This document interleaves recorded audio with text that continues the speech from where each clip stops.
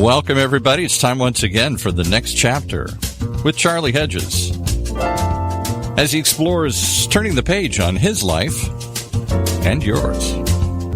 My guest, Jeff Carreira, and I speak the same language. I call it the language of the soul in everyday vocabulary.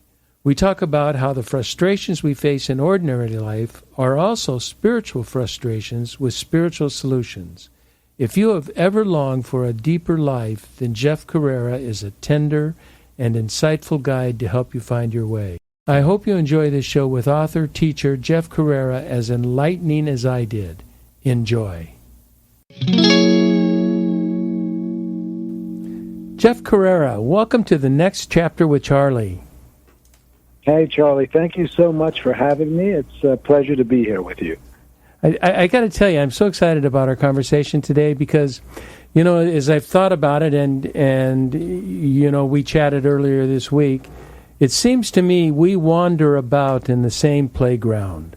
And I'm calling it the integration of ordinary life and the spiritual implications as well as the driving forces of such a playground. So it shall be a fun playground of ordinary life and spiritual implications. Does that sort of sound like our playground to you? It certainly rings true from our earlier conversation, and it's definitely, you know, I've always been most interested in the creative and incarnate potentials of spirituality. So how does it show up in life? So I think in that sense, you and I are peas in the same pod. That's great. Well, we'll see as we go on. Now I did my research, and you know, it appears to me that you have written more than 20 books. Is that right? That is correct. Yes. Holy cow! That's a lot of writing, my friend. Yes, I'm very inspired to write. I've written a lot, even recently, and I have a very healthy production schedule, book writing schedule for the next few years because I have a lot of things I want to say. So I have a lot of books I want to write. That's funny. After I wrote my first book, I said it would be my last book because I said everything I know. I don't know what else to say. And there were then, of course, more to follow. But that was, I felt like after my first book, I'm done. You know, there's nothing left in there to say to anybody. And it was funny. It was a whole different kind of book. And I also noticed, not only do you have 20 books, you have an additional 20 online courses to help people find peace with who they are in the world, both earthly and spiritual peace. You certainly are a quite prolific artist. I can't wait for our chat. Yeah, well, thank you very much. I think, you know, that's very true, and it's something, it's always come very natural to me, but people often comment on the sheer volume of creative output that I tend to unleash on the world. So it's sort of a God-given energy or something, but I'm not slowing down yet. That's good, and you know what's interesting is that there's a lot of I read through all the titles of your book and of your books and your courses. Although they are in the same sort of genre, there's a lot of diversity. It's not saying, it doesn't appear that you're saying the same thing over and over again. That there's a lot of creativity taking place in what you're doing with your your direction. I'm interested in a lot of things. And I've recently started writing some fiction as well, and I've just always been very full of enthusiasm in many different directions, and I've done lots of different things, and so I found a good medium to express it all. Well, you know, that you said you found different things. You've really kind of led us into the next place I want to go is... Now, as I understand, if I understand this correctly, you came to a lot of your observations after more than 20 years of deep involvement in spiritual communities and spiritual reflection in meditation and contemplation. I'd love for you to give us an overview of sort of how you got to where you are today. Now, I know this could be the entire show, but feel free to give us an overview of that. Sure. I mean, my path was an interesting one. And I would say that I started out studying physics and became an engineer. I did that for a number of years. And at some point, we started to do a lot of military contracts, and I really lost interest in the work. And I went back to school, and I studied special education, and I became a special needs teacher. And I did that for a while. And somewhere along the path, I found meditation, and I started doing Buddhist meditation in practice. I also spent a lot of time at a Franciscan Christian monastery studying the mystics and studying Thomas Merton. So I always had a very rich spiritual life in various directions. And then at some point I met a spiritual teacher and a spiritual community that just radically changed my understanding about what life could be about, which essentially meant I realized that I could devote my life to my spiritual pursuits, that they didn't have to be what I did on the side. They could be the center of my life. And so I became part of this community. We did enormous amounts of practice, meditation. Philosophy we were following was firmly rooted in a Hindu form called Advaita Vedanta, but we were exploring all kinds of additional practices, additional Eastern practices, Buddhist and Western practices, and also just spiritual Western thought and human potential movement thought. So I was basically busy with that for 20 years, doing many hours of practice and study and contemplation and discussion with peers. And about halfway through that, I started teaching myself. And as so often happens with communities, that one ended. It after 27 years, of which I was there for 20, it fell apart, it collapsed, it ended. But it served you. It served your needs, and it grew you. Yes, it grew me. It was, it had its good. It had its good, bad, and ugly parts, like human life tends to have. Like life, yeah. Not much different than the rest of life. But yeah, somehow I managed to really, I think, get the best of what it had to offer and avoid a lot of the worst. And so I emerged from that community.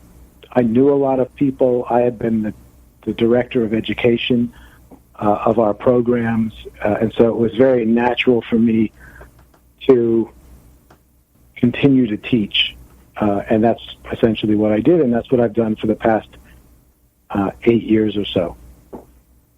So you certainly are the person to talk to about this, and one of the things I think I would like to make clear on this show is that there's a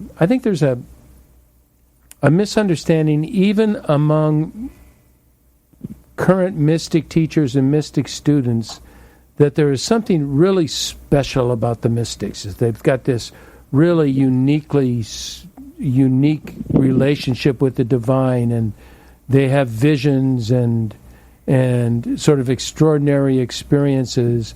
And the people that I'm reading now, especially I'm reading a 13th century mystic, Julian of Norwich, and she is very strong on the ordinary life, on the integration of daily life and this so-called mystical spiritual life, that the mystical spiritual life is not just this time with the divine or with God or with whatever the higher source may be. Let me give you a little quote that I read on Julian and see what you think of this. I'm really falling in love with Julian of Norwich, and she was just, for those who wouldn't know, she was an anchoress, which means she was confined to an apartment her entire life.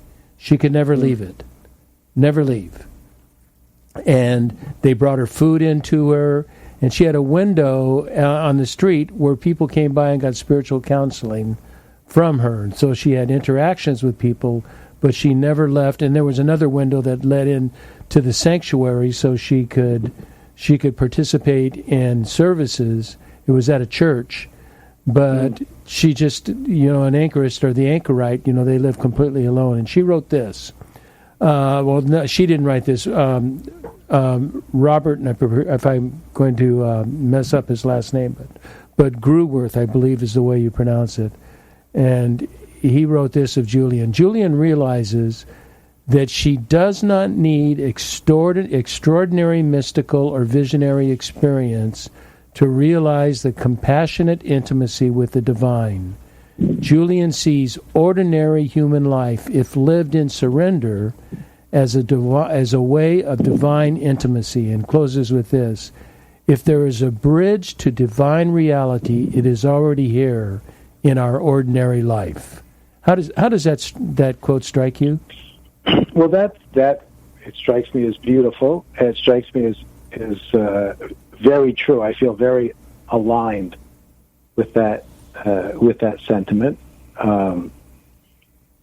This is tricky territory because, like you said, spiritual experience, kind of extraordinary experiences, they tend to get all the press. The Teresa of Avila's. Yeah, because they're extraordinary and they're inspiring and they're exciting. And it's not to say that they're not valuable. Certainly, they are valuable. They aren't the point. They aren't what really matters. And I love what you said in that quote, or what was said in that quote, that really living a surrendered life is what brings you in divine union. That's what brings you in contact with divine, not explosive experiences, not profound mystical experiences. I mean, those have evidently helped in some people's cases, and the experiences that I've had have certainly helped me, but they're not the point. And I often will tell people that what is so beautiful about meditation, and this, I take a particularly mystical approach to meditation. Not always. Sometimes I'm just teaching in a more secular way, but I also am very inspired by the fact that when we sit and we just do nothing, we don't try to change our experience, we don't try to manipulate our experience, we don't try to make anything other than what it already is. We just simply sit and rest, perfectly content with the way things are. I don't see any higher form of worship than that, because to me that feels like placing yourself sort of right in the arms of the divine and saying, I trust you completely. And so I feel no need to try to change anything. I feel perfectly relaxed and perfectly content to just be with you. And so in terms of union with the divine, I feel that kind of surrender into silence is some of the most powerful experiences that I personally ever have. So I feel it feels very resonant. Now, of course, she's talking about in life, and there's an equivalent in life, which is to live a surrender to the process of living, which is actually a little bit more complicated. I've never heard that term. I like that, surrender to the process of living. Mm-hmm. I'm very familiar with surrendering our, what I call our small self, our selfishness, and our self-needs and self-centeredness, but surrender to the process of living, because that's a beautiful idea, Jeff. That's really good, because there is a process of living that we're trying to make, that we're trying to almost epiphanize it and make it holy, or we look at it as if it's completely unholy when it's not. When we surrender to that process, then we are surrendering to the divine. Right, absolutely, because, life is the divine. There's not a separate divine. Yes, I so agree. There is no other divine that's outside of life. This process, this energy, this life force that moves us, that animates us, that creates everything. That's what the divine is. Precisely. So yes, there's no other place to find it except in life. I always struggled, in my early days before I was really, really so steeped into this tradition, but I've always dabbled with it, and I always struggled with the idea of the spiritual and secular life, to say there is no such thing.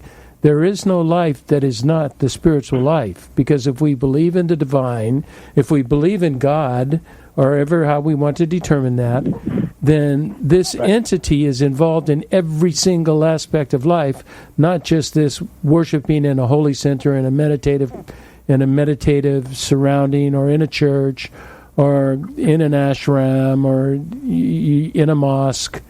It's not. That's not. It's not defined distinctly by those appearances. The spiritual life is life. There is no life that is not spiritual life. Right, absolutely. And what's interesting about that is the whole idea of there being a secular life is really a very modern invention. Prior to the arising of the Enlightenment and rational thinking and the scientific worldview, in the Middle Ages, they didn't talk about a spiritual life as opposed to another life. There was, as you're saying, it was just life, and God was the source of it, and that was it. Nobody thought differently. So it wasn't until people started to believe or started to disbelieve in some kind of higher power that all of a sudden the idea of a secular existence was born. Yeah, I have never heard that, but in all my readings, that supports what you're saying. I mean, I even look, going back quite a ways, but going back, they may not talked about the divine life, but they certainly talked about what I may call the divinity of the ordinary life, and that's the Stoics. I mean, look at the Stoics. Everything in life itself, in your ordinary living, and what you did on a regular basis, talked about your character, your internal being, who you were on the interior. And the Stoics were very, to talk to them about a secular life and a thoughtful life would be like, what are you talking about? What is the difference? Right, absolutely. And I often will in speaking to people or teaching, I will point out that if you think about it, and you think about life, the whole thing is a miracle. The fact that you and I are speaking, the fact that we understand language, the fact that we're even here, none of this am I responsible for. I couldn't create a world and a body and a mind if I hadn't been given it. Then I would be lost. And I often like to point out to people that in order to not see how divine and how miraculous life is, you have to ignore almost everything. Because it's almost all miraculous, and the little bits that aren't are usually what we end up focused on if we're somehow missing that point. It's funny. I was on a plane one time, sitting next to a physicist, and I asked her. I said, "With everything you know about the elements of the cosmos, how do physicists not believe in a teleological argument, in that there is a purpose and that there is some entity that put this all together?" And she was not a person of faith by any means, but she said, just stubbornness.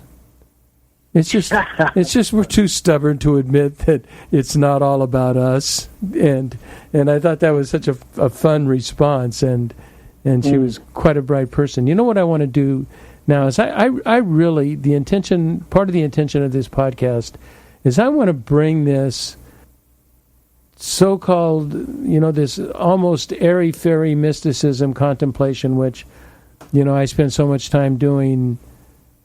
I want to bring it down to earth, and you talked about that I really liked, in our conversation, that most of us, that our entry into the spiritual life for most of us can be discovered in our disappointments, our stresses, and our pressures of everyday life. And we are looking for a way to somehow manage this discombobulated existence in what I call the accomplishment-oriented culture. But I'd like to know, from your point of view, how do you describe, or describe the relationship of stress, pressure, and the American way of life? How does just that by itself impact our souls? How does that impact our inner life? Well, we can. This is a great question. So let me just back up one step. Sure. When I'm teaching meditation in a more secular context, I usually start with my own little miracle, which was actually a pretty big deal to me. But as a young person and as a young man, I was incredibly anxious, as so many people are. And one of the things that I suffered from was very bad eczema, which is a skin condition which is often, somehow seems to be connected to emotions. And early on in my spiritual life, after discovering a spiritual community, I had a very, very powerful spiritual awakening in meditation. And my eczema went away. I mean, I had eczema since I was a small child. And at this point, I was probably 32 years old. And I'm now 56. And I haven't had it since. And what's interesting is I can describe all kinds of amazing spiritual experiences that I've had. But often, what moves people the most is the fact that meditation seemed to cure my eczema. And that's because people can relate to that. Because as you're saying, the stress of life, we live in a cultural context which puts so much pressure on us to accumulate wealth, to seek for happiness, to try to build a life of happiness. It convinces us that every next thing is going to be the thing that makes us happy. And we end up in that wheel of constant accumulation and all the pressures associated with it. And people are really suffering. I do some individual coaching with people, and many of them are just profoundly suffering with symptoms of anxiety and stress. Jeff, I had to leave my career because of anxiety. Mm-hmm. I was an executive coach to high-level business executives, and I got to where I would get anxiety of going to see them, and I had great relationships. I mean, it was not like there was nothing stressful, there were no problems. I had wonderful relationships, and I started stuttering. I mean, I couldn't even have a conversation without stuttering, and it was all anxiety, and I don't know where that came from, but it does, anxiety especially, does replicate itself in our physical beings, in the way we live everyday life. And I agree that meditation was a great help.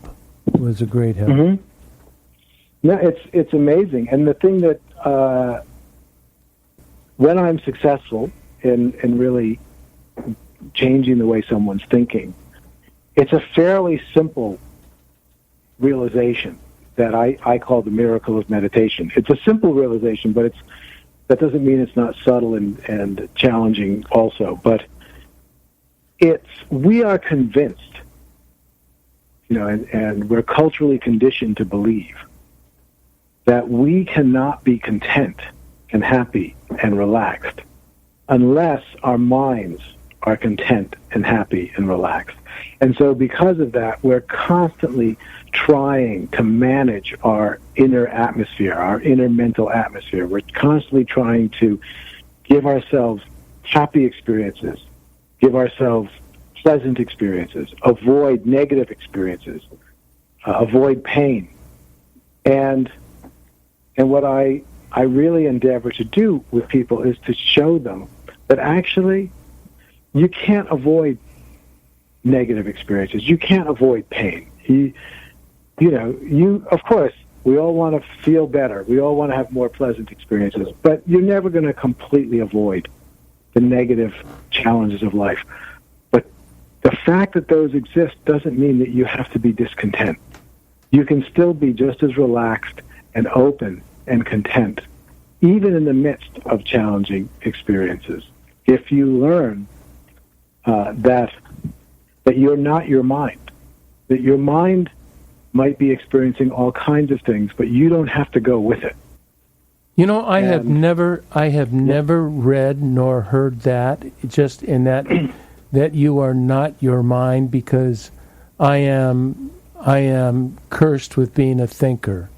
And with the curse of thinking, I can run that risk of being where my mind is, that's where I am. And yet I know the holy and the divine and my inner spirit are apart from my mind, but I've never thought of it in that terms, that in those terms, that I am not my mind. And my mind is actually, can be an enemy. You know what I want to do is I want to continue with this, and what you were talking about is a whole different kind of joy. And yes, it is not in line with what we particularly in American culture will define as joy. What I'd like to do is I'd like to take a break, and then I want to come back, and I'd like you to describe to us what this different kind of joy might look like. Is that okay? Mm-hmm. Absolutely. It's okay, perfect. Let's take a break.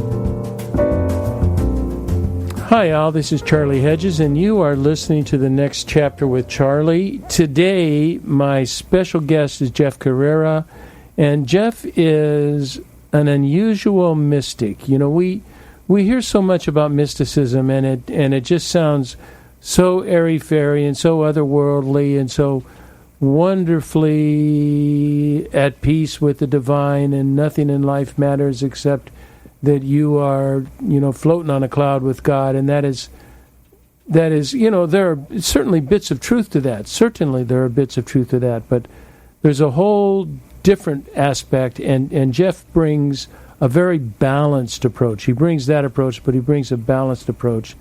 And we talked at the break, before we started the break, that Jeff was going to describe to us what a different kind of joy is. Instead of the joy of the mind, instead of happiness and all that we seek, that there is a different kind of joy in life. Jeff, tell us about that. Fantastic. Well, Charlie, what I'd like to do is start with a very brief story about one of the most profound spiritual experiences that I had, because I think it illustrates that deeper joy in a way that's hard to just talk about. But I was on a meditation retreat, and the reality is I was not born a good meditator. I really did not like meditation, and I struggled to even stay awake, usually, in meditation for years. So on this retreat, I vowed that I would not fall asleep during meditation, and so I did everything I could to stay awake, including biting my tongue, sitting in uncomfortable, anything that would keep me awake. And one night, while I was incredibly tired, but I was meditating, so I was forcing myself to stay awake, I suddenly had this very strange thought that I'm not really tired. And suddenly, everything shifted. And my body was just as tired. My mind was just as tired. I still had all the symptoms of being tired. But the person that was seeing those symptoms was completely awake. And I realized that I am not the mind or the body. I'm the awareness that's aware of the mind and the body. And that awareness is always aware, and it's always awake, and it's always okay.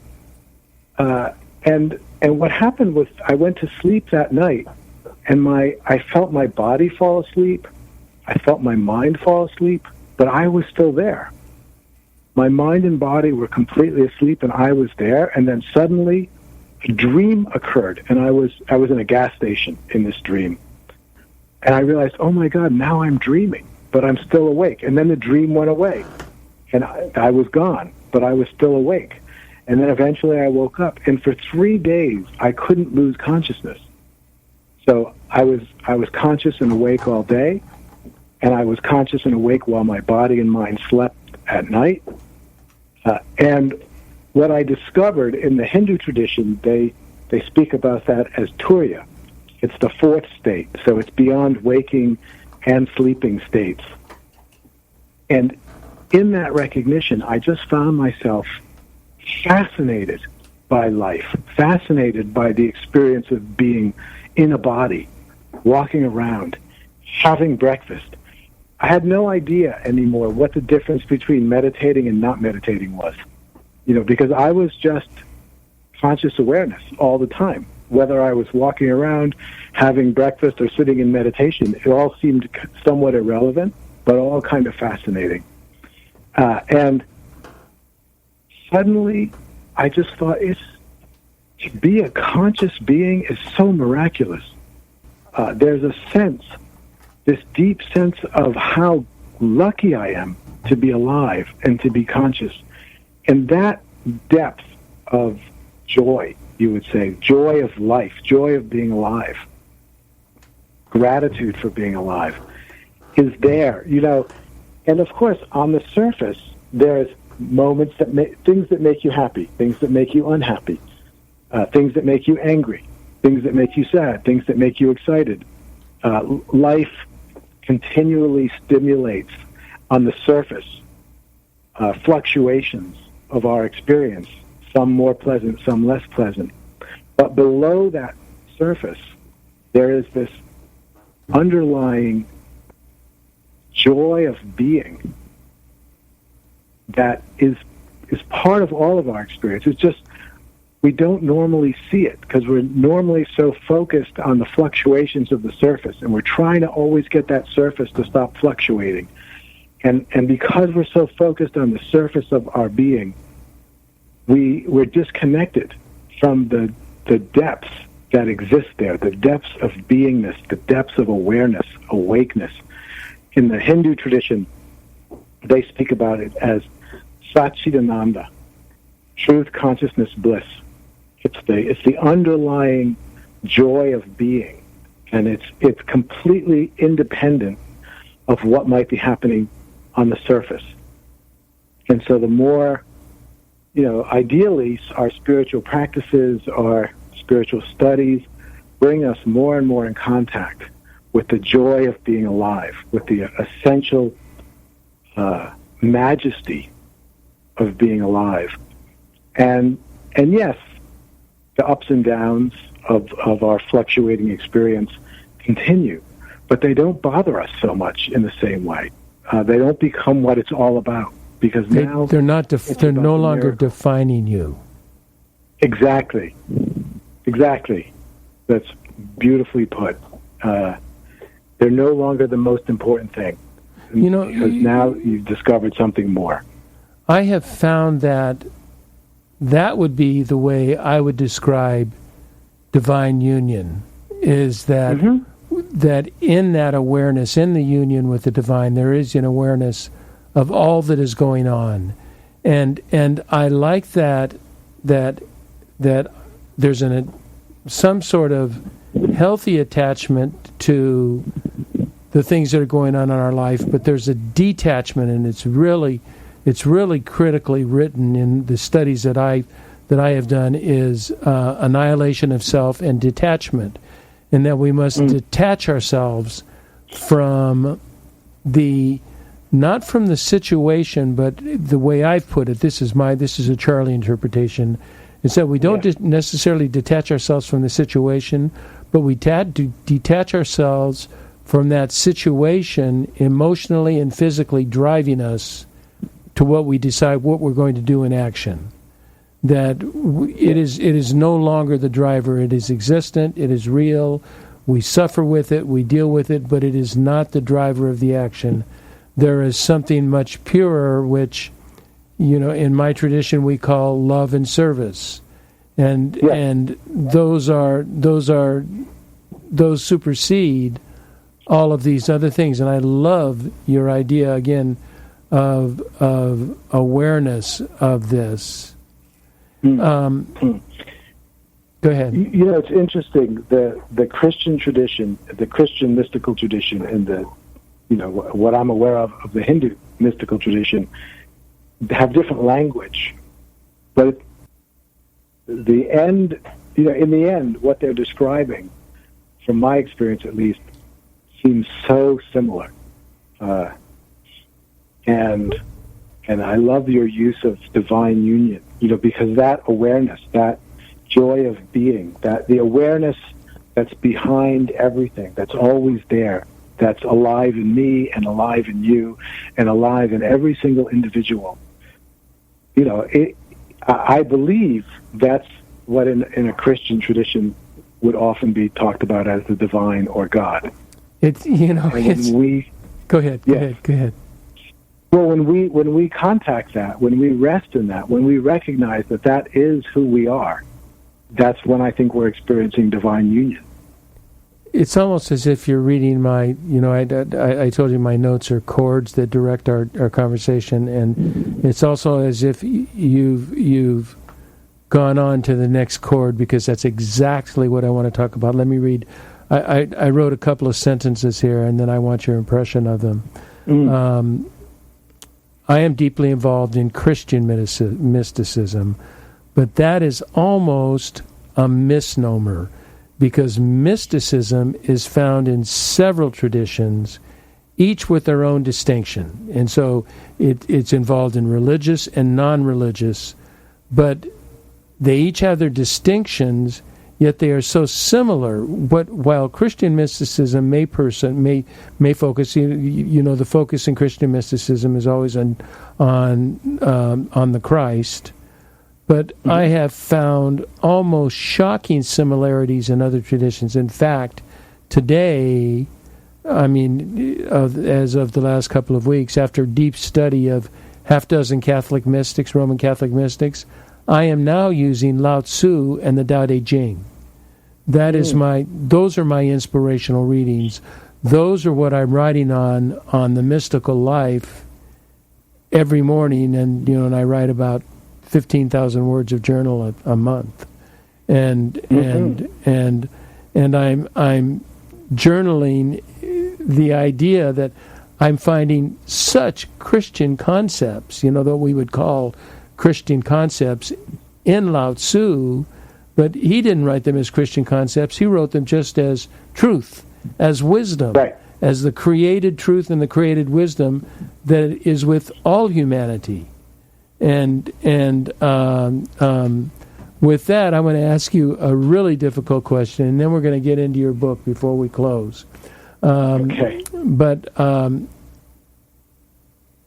think you've probably answered this, but let's just kind of sum it up.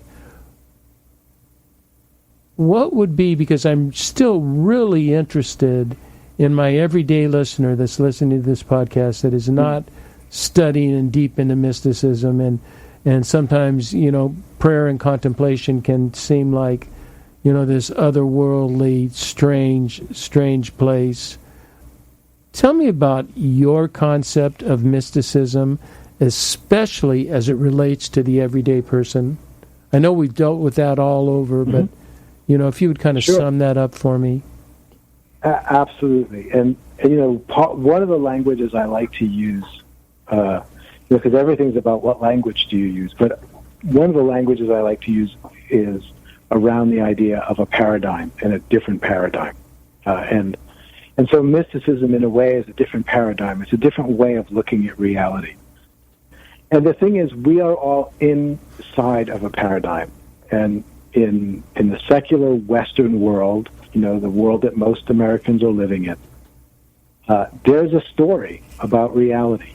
And it doesn't seem like a story when you're inside it. It just seems like that's how reality is. And it has to do with you needing to accumulate, to attain things, you needing to create the circumstances that will make you happy. It's a story that tends to point outward to find happiness, to find fulfillment. You'll find it in the right job or the right relationship or having enough money or having the right friends or going on vacation, But everything is tending to point you outside. And what the mystics discover of all traditions is that true fulfillment is found within. And that's what mystics tend to do. They look within. They find that source of inner joy, the one that isn't dependent on circumstance, and they learn to rest in that. And then as they rest in this inner joy, they start seeing through the facade of the ideas about needing and accumulating, and you just start to see. Oh, it's all a story. It's not actually true, And then the further you follow that path, the more it becomes obvious. There are just as many unhappy people who are rich as there are unhappy people who are poor. Accumulation doesn't seem to do anything. No. Necessarily to help. And so you just, the whole idea of mysticism is that you look under the surface. So we all have a surface reality. It's the story that our culture has told us about what's true.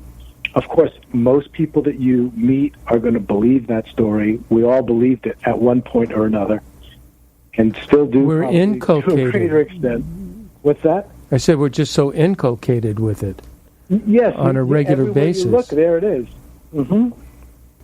And the mystics start to see beyond that story. They start to see a deeper reality, and the deeper reality that they see leads to a kind of fulfillment that just isn't available in the cultural story. So that's how I would sum up mysticism for a kind of non-mystic. So I want to talk about your latest book, Higher Self-Expression, and I love the subtitle, How to Become an Artist of Possibility. Is that the book, or what book would you say would be best for our readers to understand that? Does this book do that? Yeah, I mean that is it's actually not even totally my most recent book, but it is. Oh, it's not. Oh, okay. Recent book. No, I've written. I have a couple of things coming out. One just came out, and another one. But anyway, that's a whole other story. But this is a really significant book, and I think in that book people will find the heart and soul of what I teach and what I believe, which is right along the lines of what we're saying. I believe that spiritual pursuit, mystical pursuits, are the value of them is their creative potential, because we live in a world of possibilities, and there's only so many things possible in this world. But truly creative people, they begin to sense things, envision things, imagine things that could be possible but aren't yet. And as they envision those possibilities and articulate those possibilities, explore those possibilities with more and more people, they become possible. And that's how new possibilities are born into the world. And when you look, and that's what I do in this book, when you look at spiritual figures, so in this book I talk about the Hindu saints, Ramana Maharshi of the 20th century and Ramakrishna of the 19th century. I also talk about another Christian spiritual hero of mine, Thomas Merton. But right alongside them, I speak about great literary figures like Anais Nin, Fernando Pessoa, Gertrude Stein, artists like Kandinsky, and even big wave surfers and extreme sports artists. And what I'm showing is that to these people who are so explorers on the edge of the possible, whether they are inside of an explicitly spiritual context, or even if they're doing extreme sports, they relate to what they're doing as spiritual. It's their way of finding the divine. Absolutely. Do you have to be do you have to be a special? Is there something that is needed to be a creative person, or do you feel like there is a creative dimension to most people or to all people? And the way that I would want to say that, Charlie, is that we live in an inherently creative universe. That awareness that we are is inherently creative. It created this whole world, and it created every single thing in it, and every thought that's ever occurred to anyone was created in that source of awareness that is divine. And we are all that. And so the only thing that's required, I don't believe that people have creative talents. I believe that people are open to the creative flow of the divine, of the universe, of the cosmos. And so what's required, and what I try to teach and what the book is about, is how do we open to all of that creative potential so that more and more of it can flow through us and into our lives in different ways. That's beautiful. I'm interested. Usually a podcast host would have read the book, but I haven't read the book, and now you've convinced me I need to get the book. I wish I could get it before I go to China on Sunday, but I doubt I can get it that quickly. This sounds like a very important read. I really want to encourage everybody that this really is the art of life. This is the beauty of life, and we are so inundated. I'm such an anti-media, anti-press person. We are just so inundated with garbage and with problems and with troubles and with let's have contradiction, and let's not have unity, and this is a whole different life. And this offers so much more, and you bring so much to the table. I am going to put your website, which is jeffcarreira.com, right? Mm-hmm, that's right. Okay, so I'll put your website on the show notes. I will put an Amazon link on your book on the show notes that I want people to get a hold of you. Is there anything that in wrapping up, anything you would like our audience to know that we haven't talked about? Well, all I would want to say is thank you, Charlie, for having me. It's really been a pleasure to speak with you, and thank everybody who's listened. And I just want everyone to know that I know these are difficult times, but we have the power to really make new possibilities for the world, and I think that's the most important thing we can do together, is create a new possibility for the world. So I think that's what you're doing with this podcast, Charlie, and I'm very grateful that you invited me to be on it. Oh, it's such a pleasure having you on it, Jeff. This is really incredible, and I want to thank you for being on the podcast and spending time with me. And I just love the discussion, and especially since it's so rare to talk to somebody that is in this tradition as I, and that is as astute as you are with such great insight. Thank you so much. I've really loved having you on the show. Oh, thank you so much, Charlie. I loved it as well. I want to thank all our listeners for tuning into The Next Chapter with Charlie, and be sure to check us out at our website, thenextchapter.life. And if you want these podcasts and weekly podcasts and weekly blogs, just sign up and they will show up on podcasts show up on Wednesday, blogs show up on Sunday. And until next, this is Charlie Hedges signing off. Bye for now.